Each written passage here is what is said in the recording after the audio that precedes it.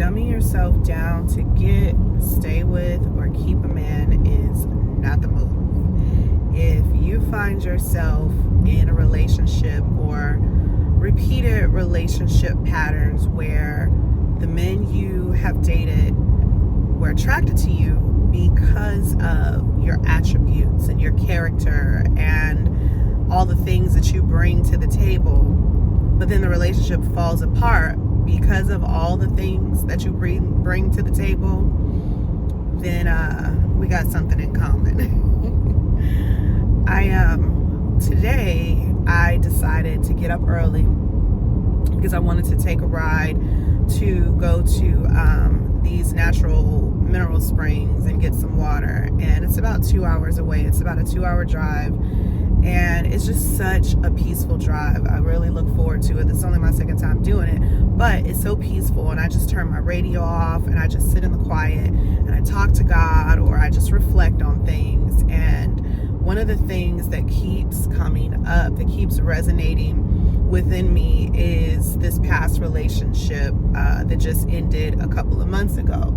And the crazy thing, not crazy, but the thing about it is that the relationship ended mutually. Like, it was super chill as far as the decision that was made, and we just weren't connecting for several reasons. I think there were cultural differences because I'm from one country, he's from another. There were racial differences because I'm one ethnicity, he's another. And then there was an age difference. I'm one age, he's another. And there was a significant gap. However, as I was sitting reflecting on some of the things that happened and some of the things that took place, what keeps coming up within myself is the fact that I realize a repeated pattern. This is what God is working with me on and consistently pointing out to me is patterns. Like, I just did a video, I think was it yesterday or a couple of days ago, where I talked about God showing me these patterns. And while things keep on coming up, I realize that God is like, let's deal with this, or I'm trying to show you yourself, because if I can show you yourself and where you're at, then you won't let these things trip you up anymore. And so I just kind of had that revelation as I was talking through it, because when I was driving up, I kept feeling like, man, why is this coming up? Why does this keep coming up? Like, I am over it. Like, I don't want to remember it. I don't want to talk about it. Like, it is done. There's no feelings or emotions that come up with it. But if it keeps ruminating, then I do find like these feelings are come up, but not feelings, emotions, I guess they're about the same thing, but it keeps coming up in the sense of me getting irritated or annoyed that it keeps coming up. But I just realized, talking that through, that God is showing me the patterns. And why is he showing me the patterns? Because he wants me to see where I'm at, so that I don't keep going through these patterns and never find myself in this situation again. But what consistently I keep landing on is, because I do a lot of self-reflecting whether it's a relationship in the sense of dating terms, or if it's a friendship, or if it's a business partnership, anything that's relational in my life, when it goes left field, or if it doesn't work out, or if it just takes a turn for, the unexpected, the first person I reflect on is myself. And oh shoot, I passed my turn. The first person I always reflect on is myself, so that I can take accountability for anything that may have been my role in the situation. That's not always to say I'm always to blame, and that's not always to say that the other individual is not always to blame either. But I always do self-reflect and self-accountability, because I want to know and I want to grow through what I went through. It's always a life lesson, and it's always an experience. And that's the thing that I have always learned. What's going on with my GPS? That's one of the things that I have learned is I want to learn. I want to learn from the experience, because it's nothing in life. I don't view anything in life as a mistake.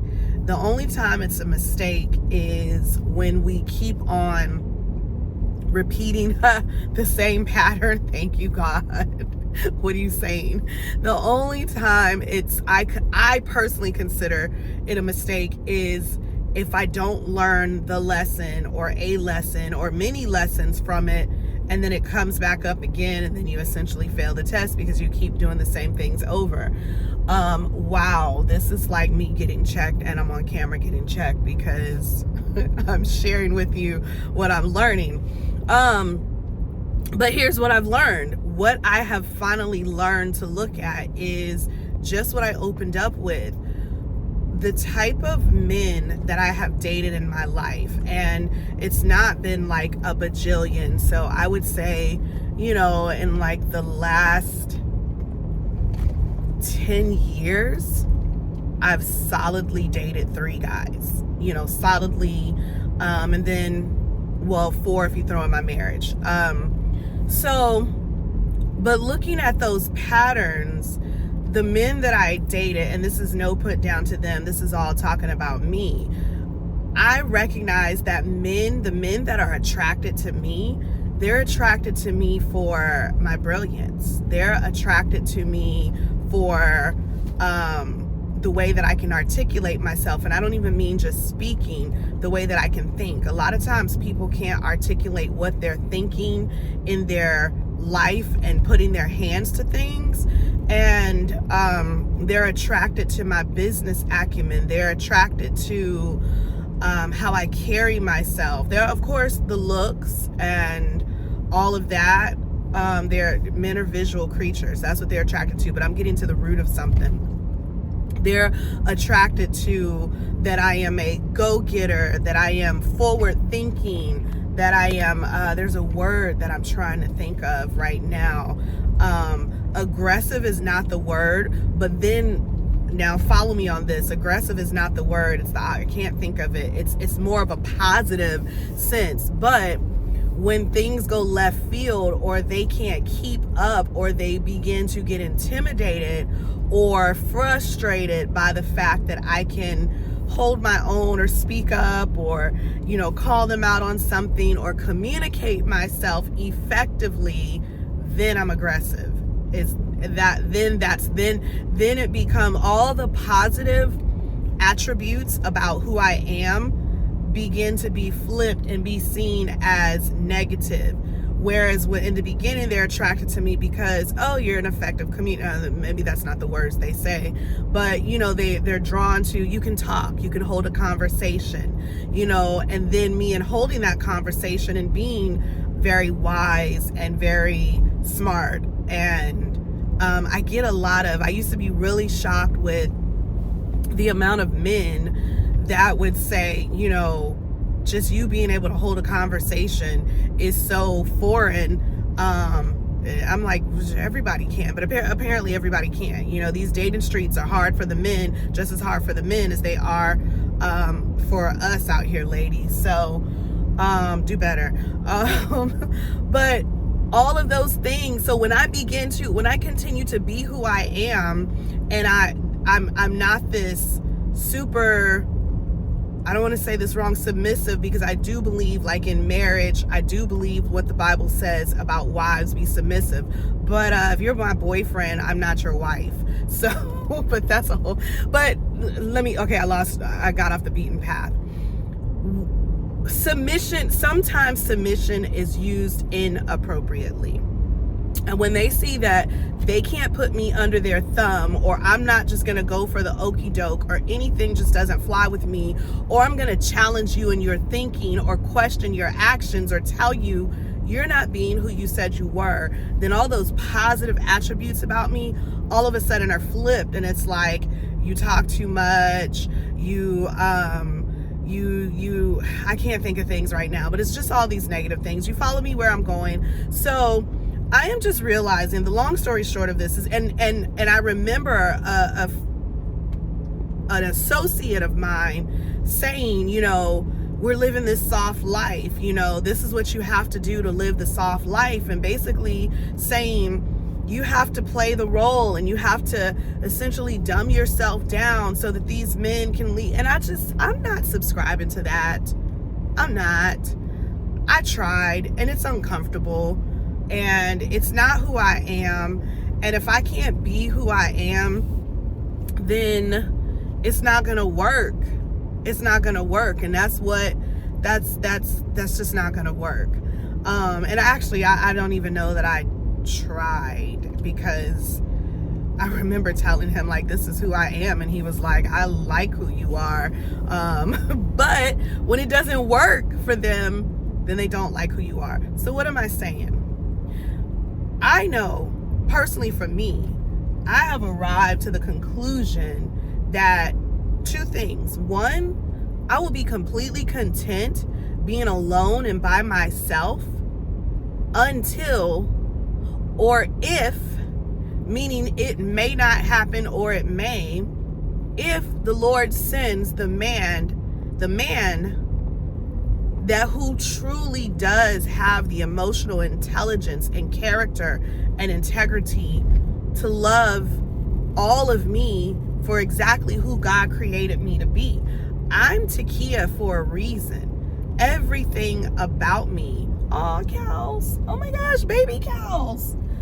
I'm Takiya for a reason. Now, am I saying that we just supposed to be wide open and we say anything that comes to mind? No, I'm not saying that. You have to have a filter. You have to have some common sense. But I'm just talking to the women, or even the men that you find yourself in a repeated pattern of relationships, and you draw on a certain type of woman that is attracted to you for your characteristics and your attributes and who you are. And then the minute you start shining, which means you don't change.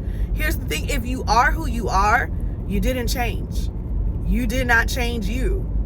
But something about them was not worthy of having who you were. And again, that's not a put down to that person. It's just, we should not have to change who we are for the sake of becoming something for someone that causes you to be lesser than who God created you to be.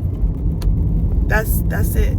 That's really it. That's really what I'm saying is, and what I believe, and the reason I hopped on, because I was talking to the Lord about this, and I was just like, I said, well, God, I refuse to subscribe to the inclination that I'll be alone forever because no one is going to like me for me. No, garbage, trash. Yes, they will. God is not confused in who he created me to be. He says before he formed us in our mother's womb, he knew us. He says that he knows the number of hairs on our very head. This voice, this skin, these looks, this brain, this mind, I didn't wake up and pick this.